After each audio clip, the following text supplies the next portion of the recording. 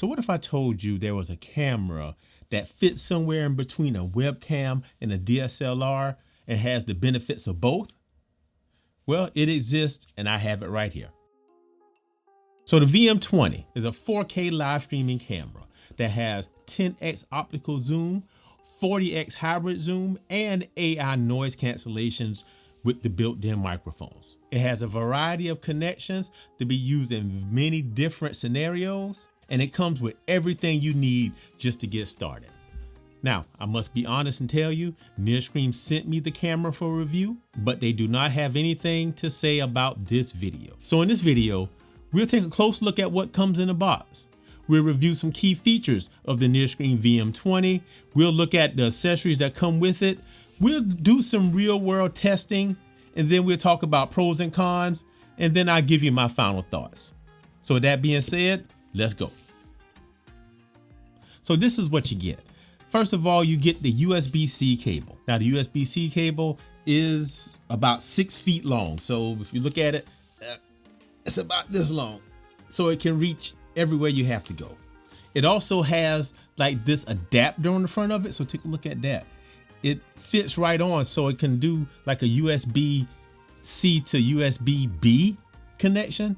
So you see, if you don't have a machine that has USB-C, then you put this adapter on, bam, and you can use it with everything else. It also comes with the remote control, and the remote operates several features of the Nearstream VM20. It controls the zoom, controls all of the preset picture profiles, the auto white balance, and the AI modes. And you can save several presets to the camera using the remote control. And this is going to be the main way that you interface with the camera, is the remote control. So let's take a closer look at the camera. So this is the Nearstream VM20. And if you get a good look at it, the camera is a little bit on the larger side, but that is for a reason, and I'll explain that later. So there are some claims that Nearstream makes about this camera, and we're going to take a look at those claims while we're exploring the camera. So they say it has a 40x hybrid zoom, an 8 microphone array, and multiple connections. So let's see if that is true. So they say that this has a 40x hybrid zoom. So what that means is that it's a mix of optical zoom and digital zoom. So inside there are 14 lenses that move in unison to create the 10x optical zoom. And once you reach that limit, then the digital zoom takes over. And then you have 4x digital zoom that happens after you reach the extent of the optical zoom. Now, this is the reason why the camera is so large, because the lenses have to expand and contract in order to zoom in properly. And there's 14 of them, so it needs lots of space to do that. They also say that this is a 4K live streaming camera. So it has a 5 megapixel Sony Starvis sensor. Nearstream also talks about the 8 mic array. So if you look at the top of the Nearstream camera right here, there are 8 holes, and these holes are for the microphones. They are all microphones. So because of the 8 microphones that are here, they are capable of capturing sound in a 360-degree radius. Nearstream says that it can pick up sounds from up to 16 feet away. This 8 microphone array has AI noise canceling technology. So I reviewed the Nearstream wireless microphone system, and the noise cancellation on that was superb. It's one of the best I've seen in a while. So hopefully this has the same technology, but if you're interested in that video, the link will be right below. So let's take a look at these connections. Because one thing Nearstream talks about is that this is easy to connect, and you have a multitude of connections for this camera. It can connect via HDMI, USB-C, and RJ45. And along the top, they have another USB-C that's for power only if you're using one of the other connections. And there's a 3.5 millimeter jack for external microphones. This is a low power camera. It can be powered by your laptop or even a cell phone. I plugged it to my cell phone and was able to power it from there. So if you're using one of the other connections like HDMI or RJ45, then you can plug in that USB-C cable and the camera will get power. Now there's something to say about these connections. So what I found is that only the USB-C connection supports 4K live streaming. The other two, the RJ45 and the HDMI, only does a maximum of 1080p. Now, the HDMI connection can be connected to something like a switcher, like an ATEM Mini, and the RJ45 is meant for network connections. Now, one of the awesome things about this camera is this. So you see I'm taking this apart? It has a 1/4 inch mounting hole at the bottom. See that? Now this makes it where you can mount it almost anywhere, and that's a universal standard, so it can be mounted on a tripod if you had a clamp, or even like this. I have this handle where I can just mount it directly to the handle, really easy. So I want to show you what this camera looks like 1080p versus 4K. Right now I am on 1080p. I think it's about 60 frames per second, but it may downscale to 30 because that's what I'm shooting this whole video in. Now, what I want to do is change this to 4K, and I want to show you the pixel difference. So here we go. So I'm going to go into my video capture here, and right here I'm going to change the resolution to 4K. Hit OK. So now you see how much bigger the picture is? It's so much bigger. I have to shrink this down because 4K covers more area, has more pixels. So I'm gonna have to shrink this down so it'll fit. So this is 4K. So let's see how this looks, how it compares to the 1080p. All right, so Nearstream says that this has AI noise cancellation. And what it's meant to do is to use artificial intelligence to cancel out the background sounds, but allow your voice to come through. So what I've done is place the camera. I'm about 6 feet away from the camera right now, and I have an indoor air conditioning unit connected to the camera. So I'm going to turn it on and see if it cancels that sound.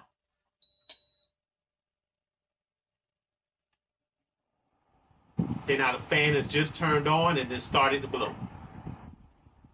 In just a second, the compressor will kick on, and then we'll see if it cancels that noise.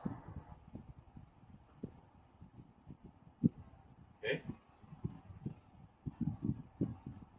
So now the air conditioning compressor is on, so it's much louder. So I want to see if the noise cancellation works with the noise compressor, the air compressor on and the fan blowing.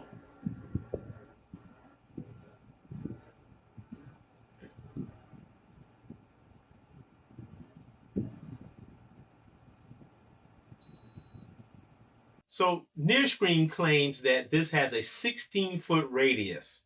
Right now I'm about 5 to 6 feet in front. So what I'm going to do is walk to the side, and I'll probably be about 10 to 15 feet away at that point. So let's see if it works from this side.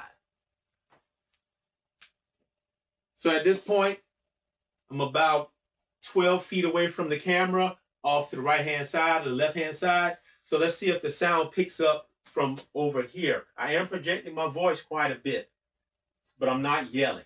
So let me bring that down to a regular conversational tone, and let's see if it catches that. So this is how I would talk when I make my YouTube videos and reviews. I would use this cadence and this volume of voice. So one of the features of the Nearstream camera is the ability to connect external microphones. And it's very simple. You just connect it via the 3.5 millimeter jack, and then you're good to go. So what I've done is I have connected a wireless microphone to the Nearstream camera. And I'm sitting now about, 7 feet away. And I have my wireless microphone on and I'm talking. So the included remote control is very helpful. You can access all of the menu options and control the cameras with this remote control. So you just simply hit the menu button, which is the 3 lines. You press it, click, and look, right there are the options. You see image, network, setting, and device info. Okay, so you see here, we have brightness, contrast, saturation, hue, power frequency, HDR. You can flip it vertical and horizontal, and then you can set everything to default. So I'm gonna hit default right now, and I'm gonna show you what happens. So when you default, you see how everything is kind of just bright and washed out, so you can go in and you can actually change that. So now our picture looks a lot better. We have our regular settings. So this is where the AI come into play. So here we have the auto framing, and what that does is when you zoom in, it frames up the subject. So it'll find what the subject is and automatically go there. So we'll test that out in a second. So then you have autofocus. So now autofocus is what it says. Is it going to focus on what's prevalent in the picture? Now here I have it off because they have an autofocus setting, one touch focus on the remote control. You push it and it focuses on what needs to be focused on. Now, here's another cool thing right here. So you see that? The vertical setting. So if you want to do vertical video and live stream that, this can do that. So one of the features that Nearstream talks about in their advertising is the hybrid zoom. So it's 40x hybrid zoom, 10x optical zoom, and a 4x digital zoom. So right now I'm zoomed all the way in and you can see Lego Batman there hanging off of the wire. So let's zoom out and let's see exactly how far away we actually are. Okay.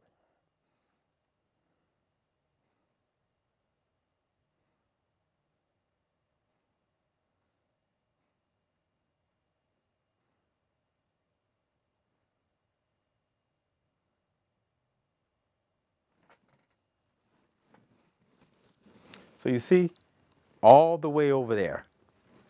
It's quite a distance. All right.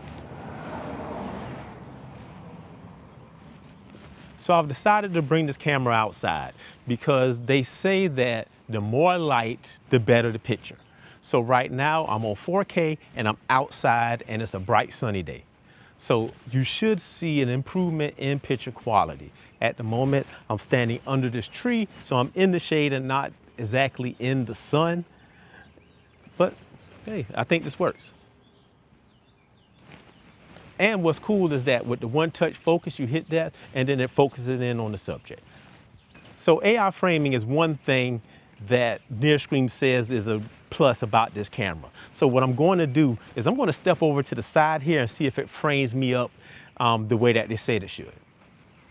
So I'm over here and then I hit auto framing and look, there I go. So now I'm in the center of the picture. Let's step to the other side. All right, can we auto frame there? Look, frame back out. And now I'm in the middle of the frame. Right now it is late afternoon, so the sun is going down, but this is a testament to the low light performance of this camera.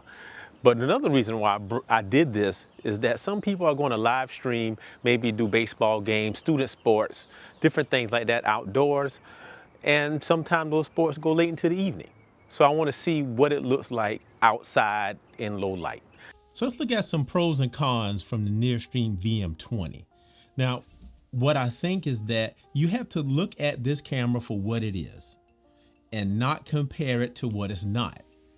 So it's not a DSLR. So comparing it to those would be highly unfair because the DSLR would outclass it in many aspects. But at the same time, it's not a webcam either, because I've seen many YouTubers describe this as a webcam, even though Nearstream says it's a live streaming camera. I don't know if there's a difference, but to me there is, because it has aspects of a DSLR and a webcam all kind of, crunched together. So it's not fair to compare it to a webcam because it would outshine that in a few different things. So that's how I looked at what I thought was a pro and a con. So for me, the pros are the multiple connections. There are 3 different ways to connect this camera. You can use the HDMI, even though if you use that, you need a switcher like an ATEM Mini or something like that. The RJ45, which if you're set up for those type of connections, where they're all kind of networked in, perfect. Or like everyone else uses the USB-C connection. So it's 3 different ways to connect this. And that allows for the user to install this or use it in a variety of different ways depending on what they have before them. The pro for me is the remote control. I like remote controls because so many things these days are on apps. Like I have an app for my light, an app for the camera, an app for this and that, but you can't run them all at the same time. But if I had a couple of these remotes, hey, I can just pick it up and I can do everything I need to do with this. Just click and it does it right away. So I like having a remote control. To me, that is a pro. It takes a lot of the complication out. Anybody can pick up and use this because everybody these days knows how to use a remote control. Not very many cameras that's not DSLRs have an optical zoom. And even to get that with a DSLR, you need a zoom lens to actually have the zoom. And the fact that it works in conjunction with the remote control, that you can sit somewhere and just use the remote to zoom in and out. So that makes it very easy to use. What's another pro is this 1/4-inch hole at the bottom. Now, I love things that have this included because I can mount them in various different ways. I can use all different types of things to mount these with. Like you saw, I had this handle. I put the handle on there. I was able to use that. If you have like a magic arm or something like that, you can do that. If you had a tripod, you can do that. So the 1/4-inch hole, mounting hole is definitely a pro. I think it's really resistant to overheating. So one problem I had when I used to live stream is that sometimes my camera would overheat, especially if it went for a long period of time. Live stream an hour, that little light start blinking, is overheating, especially if you did a higher frame rate or a higher resolution. But this camera is low power. It works via USB-C. My phone could power this camera. I was able to connect my phone to this and access Zoom, and it used this camera. So that worked. But it could withstand those long meetings that you may have, those long live streams. This could do that. And then the fact that, look, this doesn't even have a power button on it. So if you're one of those people, once you set this up and you don't know a lot about technology, when you connect this to the computer and turn the computer on, this turns on. That's one less step to do. That makes it very easy. And people who are not tech savvy, they want it to be easy. They easily get frustrated with these things. So this camera makes it easy for them.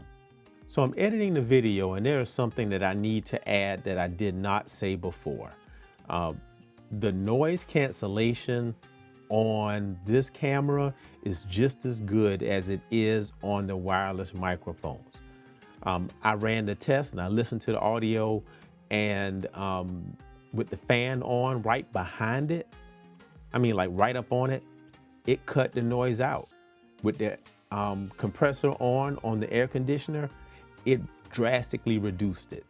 And it was able to not modulate the voice too much. It did a little bit, but what do you expect? This whole air conditioning unit running behind this camera. But this performed well. And it was able to tell the difference between background noise and my voice. So I think that is a major pro. For me, the noise cancellation is one of the best pros about the Nearstream VM20. So let's look at the cons, the things that kind of was sticking points for me. So first of all, the size. Like this here, this is with this handle, it's like Thor's hammer right here. So this is, rather large. So it's not meant to move around a lot. I think you set it up someplace and you leave it there. That's just what it is.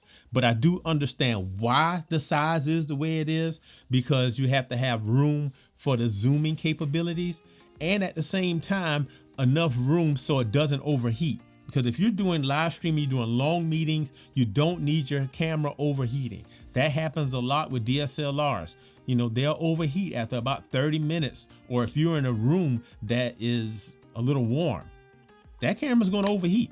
So a con for me is the fact that I don't have manual controls over a few things. Now, there are some that you can access with the remote control, and I think that's good. But I would like to have control over ISO and shutter speed. That way I can adjust my own thing. Even the white balance, I can do that. They have an auto white balance and the AI does that, and that's okay. But I want more control. And also I want to be able to turn on and off the noise cancellation, just like with the wireless microphone, because to me, Nearstream makes a pretty good noise cancellation. Again, check out my review of their wireless mic. I really liked it. The 8 microphone array is good, but I don't know how it is with or without the noise cancellation, because on this model, I couldn't turn it on or off. It just was there and I just had to assume it was working. Also, I want to be able to affect the gain of the microphone. So if I need to turn it up for it to be a little more sensitive, or turn it down because it's too sensitive, I want to be able to do that. I think that would help a lot depending on the situation. If you're in a place where there's lots of people and a lot of noise, you may want to turn the gain down because the noise is everywhere. But if you're in a solo situation and you need it to raise up a little bit, or your distance is kind of far away, I would like to be able to affect that. Like, I'm okay with the connections. I'm okay with the 1080p, because honestly, some people will find that a con, not being able to live stream in 4K, but who does that anyway? If you ever have live streamed before, you know that streaming in 4K, you need to have like the best setup around. Everything needs to be on point, and it needs to be fast and everything high quality. Otherwise, you stream in 1080. So that's fine with me. I'm okay with 1080p. As a matter of fact, I think that the 1080p image looks just fine. Just fine. Now, one thing I did discover about this camera though, is that it requires a lot of light for the picture to look good. So if I take this outside in the daylight, this is one of the best pictures you could get. It's near DSLR quality.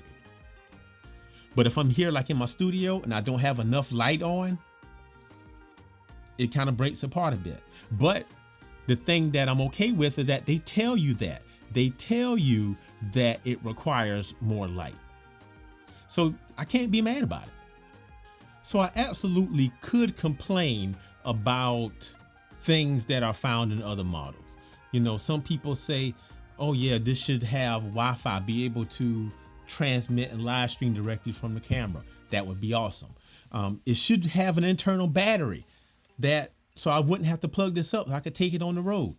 Well, they have another camera that has that. It should have an SD card slot so I can record to the camera. But this is a live streaming camera. It's not a camera. So I chose not to complain about those things because Nearstream offers that, but in a different camera body. It's a different camera. You have to just get a different one, but this is the basic one and it does just the basic things. So I didn't think it was fair to hold those things against this camera when they have that in other cameras in the range. So who is this camera for? Who needs this? Who would this camera benefit the most? Now, I wanted to take a fair look at this because like I said in the beginning, it's not quite a webcam and it's not quite a DSLR. It slots right in the middle.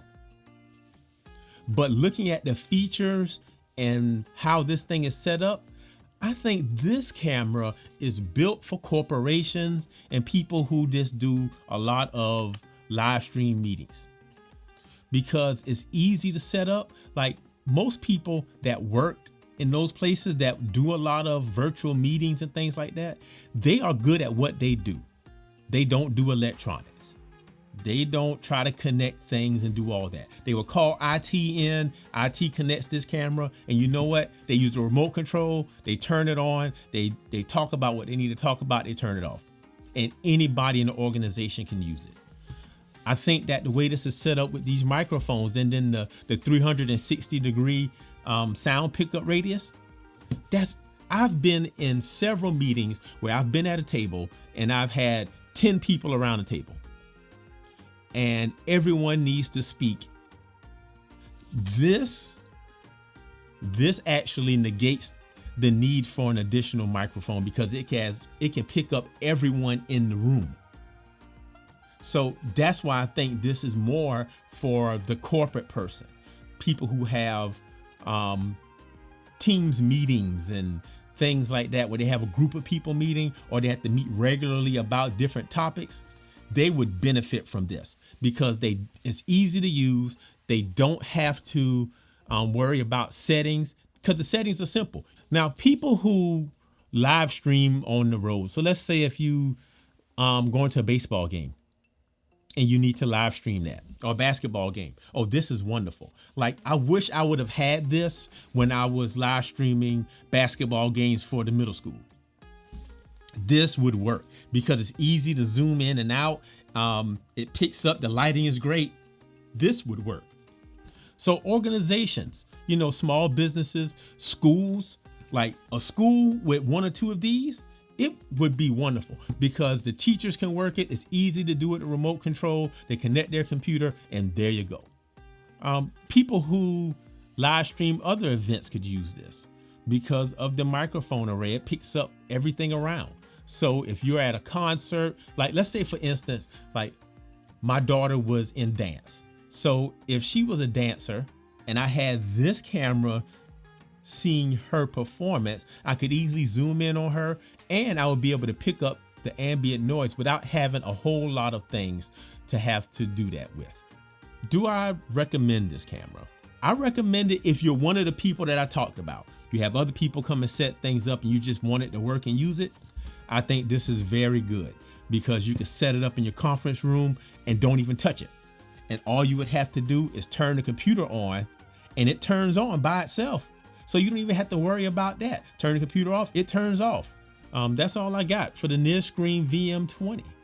So if you're interested in the camera, I have a link down below. Go ahead and check it out. So everybody, y'all have a blessed day and I'll see you next time.